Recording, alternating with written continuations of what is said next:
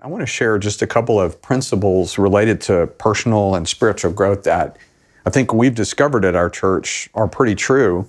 The first is that people grow when they own their own growth. Mm-hmm. You know, somebody else can't motivate me. I have to decide internally that I'm going to grow and change. So that's important. We've also learned that self-awareness is a huge part. It's the springboard. It's the jumping off point of growth. So until I become self-aware of my need to change, I may not change and grow. So that's something I think that we've learned. And then experience. People grow in the game. You grow when you have life experiences.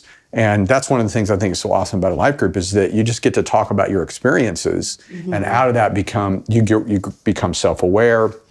You decide, okay, I'm going to grow and change, and you're able to bring in wisdom from other people. So what about you guys? Personally, in your own life, how is your life group helping you grow right now? I have someone in my group that she's just been walking through some pretty difficult seasons lately, and the thing I love the most about her is she's just so full of joy all the time. Like, she could easily let the circumstances she's been walking through impact the way that she treats other people, the way that she encourages people, the way that she has, her own sense of joy, but she doesn't. And I think that's just really inspiring to me because I can easily get overwhelmed with, small things like details and things like that. But that's good. So has there been something specifically difficult that you've walked through lately where you've been able to? Yeah. It's been real to you? Mm-hmm. Yeah. You want to talk about it?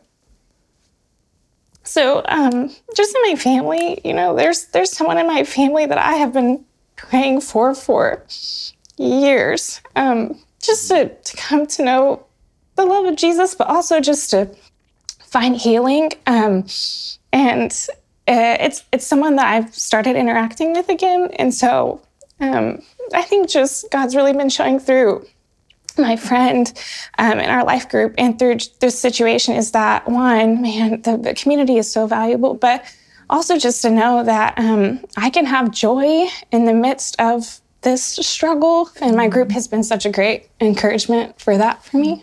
Yeah. Awesome. There's a quote that says, a problem shared is a problem halved.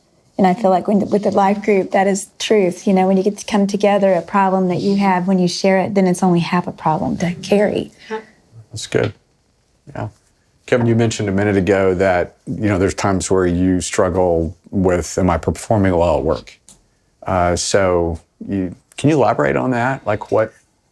Well, I think sometimes it's fears. It's just that I'm afraid that I'm going to lose something or my self-image is going to be affected. Yeah. And so a lot of times I go into work and, I feel pressures to, I guess keep a client or do this and that. I'm an attorney. And sometimes you forget the Spirit of God, is in you and that you need to be, under His authority. I don't know how you all feel, but sometimes I'm really disappointed in myself. But then I feel that brothers and sisters encourage me in the Lord. And so I appreciate their encouragement. Yeah.